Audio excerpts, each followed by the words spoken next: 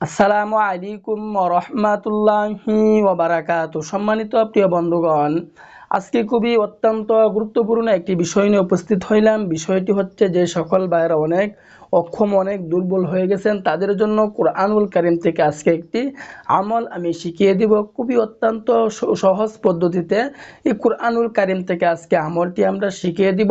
আপনারা জানেন একজন বিখ্যাত বুজুর্গ হাসান বসরি রহমতুল্লাহি আলাইহি, তিনি একজন বুজুর্গ ছিলেন, তিনি একজন বিখ্যাত বুজুর্গ ছিলেন। তিনার কাছে একজন লোক আসলো, আসার পরে তেনাকে প্রশ্ন করলো, তিনার এই সমস্যা সময় দিতে পারেন না, নতুন বিবাহ করছে, একদম অক্ষম। তখন ওই লোকটি যে আমলটি করে যে আমলটি হাসান বসরি রহমতুল্লাহ আলাইহি শিখিয়ে দিয়েছিলেন, সেই আমলটি আজকে আপনাদেরকে আমি বলে দিব। ওই আমলটি যখন ওই লোকটিকে বলে দিয়েছিল, ওই লোকটি আমলটি করার পর এক সপ্তাহ পরে আবার আসলো, আসার পরে তখন ওই লোকটি বলতেছে যে আমার এই সমস্যাটার সমাধান আল্লাহ তাআলা করে দিয়েছেন। তো আপনি যদি এই আমলটি করতে পারেন তাহলে ইনশাআল্লাহ আপনার এই সমস্যাটি আপনি সমাধান পেয়ে যাবেন, দ্রুত সমাধান পাবেন ইনশাআল্লাহ। কোরআনের উপরে ইয়াকিন রেখে বিশ্বাস রেখে আমাদেরকে আমল করতে হবে, কাজ করতে হবে। কারণ আল্লাহ পাক নিজেই বলছেন নুনাজ্জিলু মিনাল কোরআন, এই কোরআনুল কারীম হচ্ছে মুমিনদের জন্য শেফা স্বরূপ আল্লাহ তাআলা প্রেরণ করিয়াছেন, পাঠাইয়াছেন। তো আমরা আজকে এই আমলটি কিভাবে করব, খুব সহজ পদ্ধতিতে আমি আপনাদেরকে বলে দিব।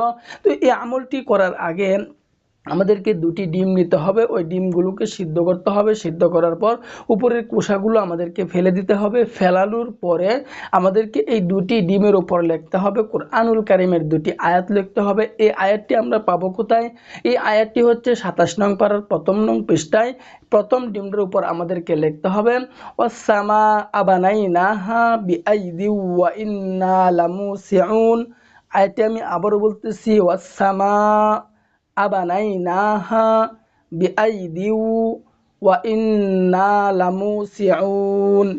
এটা প্রথম ডিমের উপর লিখতে হবে। দ্বিতীয় ডিমের উপর লিখতে হবে ওয়াল আরদা ফারাশনাহা ফানিমাল মাহিদুন।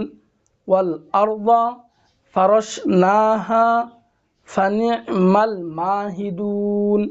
ওয়াল আরদা ফারাশনাহা ফানিমাল মাহিদুন। দ্বিতীয় ডিমের উপর এই আয়াতটি লিখতে হবে। যখন আমরা এই দুটি আয়াত দুটি ডিমের উপর লিখে নিব, আমাদের আমলটি কমপ্লিট হয়ে যাবে। এখন কি কালি দ্বারা লিখব? জাফরান কালি পাইলে জাফরান কালি দ্বারা লেখার জন্য আমরা চেষ্টা করব ইনশাআল্লাহ।